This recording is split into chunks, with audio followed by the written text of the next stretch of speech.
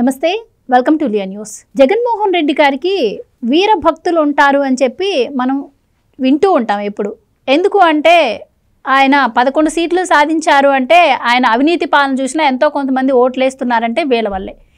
మరి ఈ భక్తి ఏ రేంజ్లో ఉందంటే శబరిమల ఆలయానికి ఇరుముడి తీసుకొని వెళ్తూ కూడా 2.0 జగన్మోహన్ రెడ్డి రపరప అంటూ వాళ్ళు బ్యానర్లు పెట్టుకొని మరీ వెళ్తున్నారు. అసలు దీన్ని ఏ విధంగా చూడొచ్చు? జగన్మోహన్ రెడ్డి గారేమో నేను బైబిల్ని 4 గోడల మధ్య చదువుతాను అని ఆయన చెప్తుంటే, మరి వీళ్ళేమో జగన్మోహన్ రెడ్డి గారిని తీసుకొచ్చి ఇటు తిరుమలలో గోవిందనామాల్లో చదువుతారు, అలాగే శబరిమల వెళ్ళేటప్పుడు ఆయన బ్యానర్లు కట్టుకొని వెళ్తారు. అసలు వీళ్ళ పిచ్చిని ఏ విధంగా చూడాలి? జరుగుతున్నటువంటి పరిణామాలను విశ్లేషించేందుకు మనతో పాటు ఉన్నారు ప్రముఖ ఆర్థిక, రాజకీయ, సామాజిక విశ్లేషకులు అడిసిమల్లి శ్రీనివాస్ గారు. నమస్కారం సార్. నమస్కారం అండి. సార్, నిజంగా వీళ్ళ పిచ్చి అనాలో లేకపోతే ఏమనాలో కూడా అర్థం అవ్వట్లేదండి.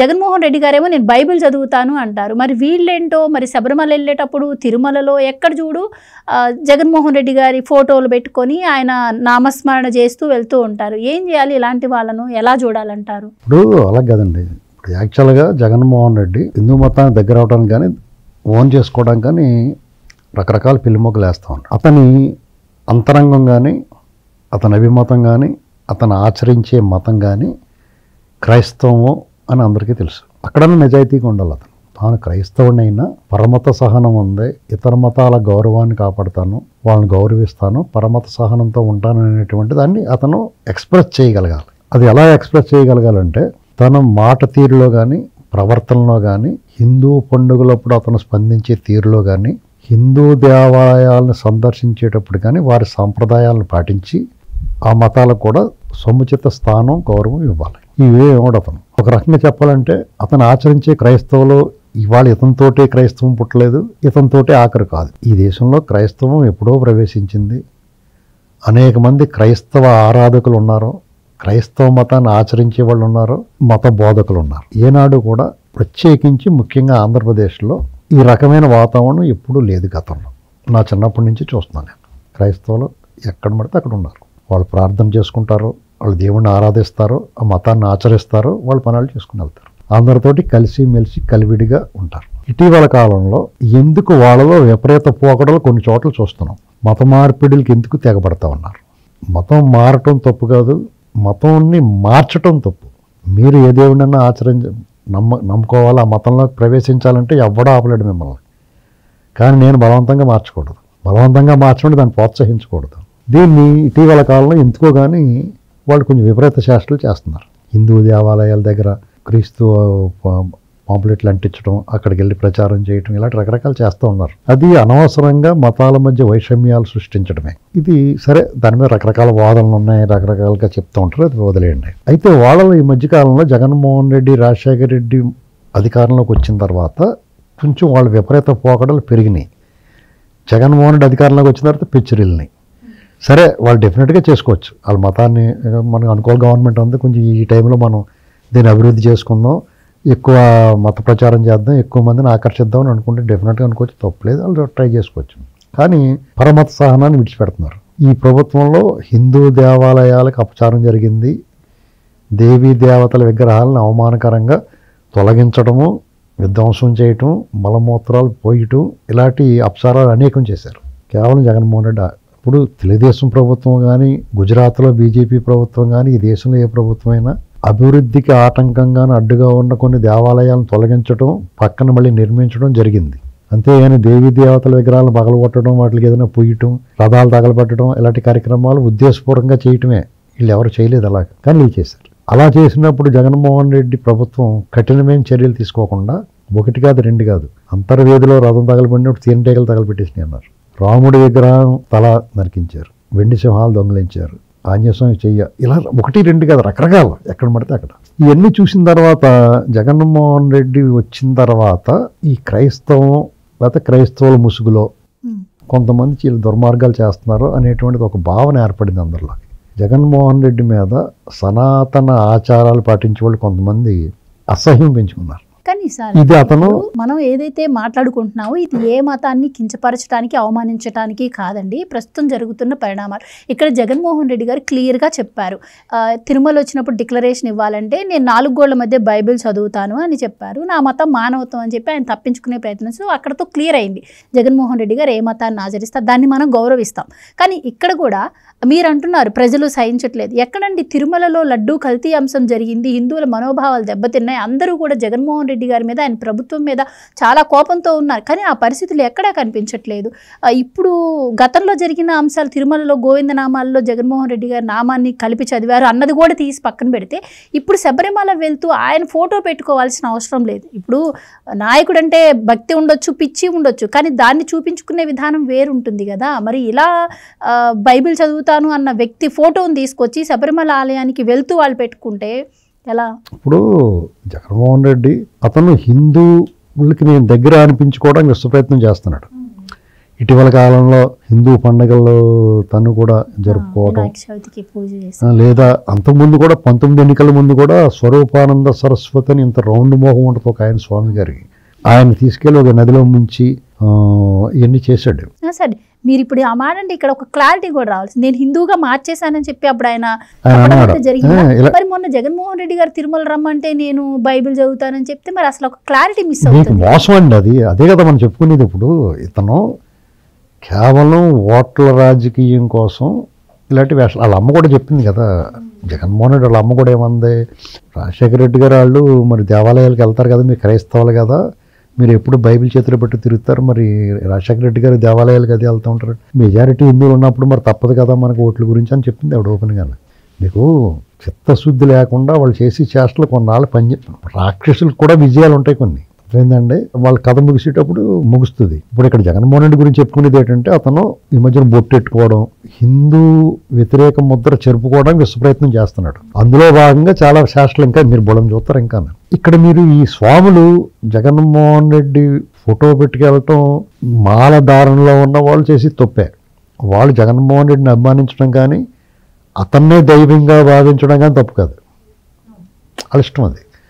ఎందుకంటే దెయ్యాలకు కూడా భక్తులు ఉంటారు, చేతబళ్ళు చేసి వాళ్ళు దెయ్యాలే కదా దేవతలు. వాళ్ళకి చేతబళ్ళు చేసి బాణామతి అయ్యి అంటారు కదా, వాళ్ళందరూ ఎవరిని ఆరాధిస్తారో దెయ్యాలని, భూతాలని, పిశాచాలని ఆదరిస్తారు.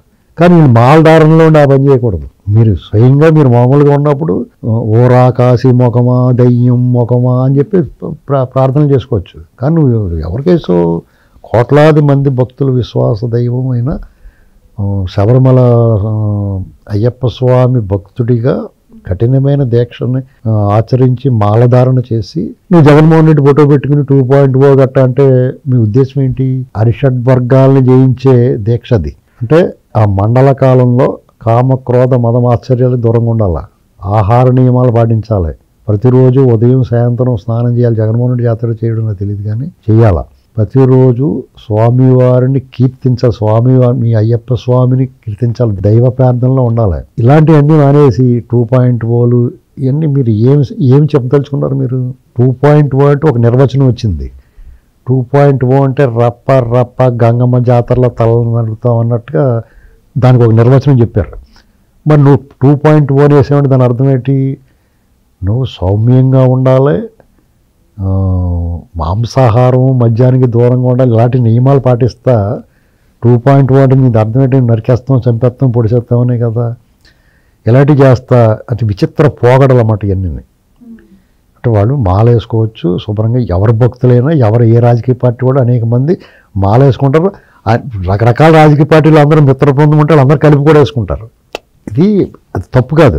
వాళ్ళు ఈ జగన్ ఫోటో పెట్టుకుని వీళ్ళు గతంలో కూడా తిరుపతిలో స్వామివారి కొండ మీద తిరుమలలో ఆ సుబ్బారెడ్డి చైర్మన్ భార్య ఉంది, జనరక్షక జగన్మోహన అని చెప్పేసి పాటలు, ఇప్పుడు జగద్రక్షక అని పాటలు పాడింది చేతిలో బైబిల్ పెట్టుకుని. ఆ బైబిల్ పెట్టుకున్న వాళ్ళు ఎలా రానిచ్చారో తెలియదు. ఇలాంటివన్నీ వాళ్ళు తెలియకుండానే ఆ పాపం మూట పెట్టుకుంటారు. చాలామందికి ఏంటంటే అండి దైవం పట్ల నాకు నమ్మకం లేదని చెప్పడం అనేటువంటి ఫ్యాషన్. అర్థమైందా? అదొక నేను గొప్ప మేధావిని అనుకుంటాడు అలా చెప్పినవాడు ఎవడన్నా కానీ. నువ్వు దైవం పట్ల నమ్మకం లేదు, మరి దేని పట్ల నమ్మకం ఉంది నీకు? నువ్వు దేని నమ్ముతావు? అసలు 4th డైమండ్ ఈ గోడ అవతల ఏమైనా ఉందో లేదో మనకు కనపట్టలేదు. ఈ గోడ అవతల ఏమైనా ఉందో ఇప్పుడు మనకు కనపట్టలేదు కదా. అంటే అక్కడ ఏమి లేకుండా ఉందా? అక్కడ కూడా ఇలాంటి స్టూడియో ఇంకోటి ఉంది కదా.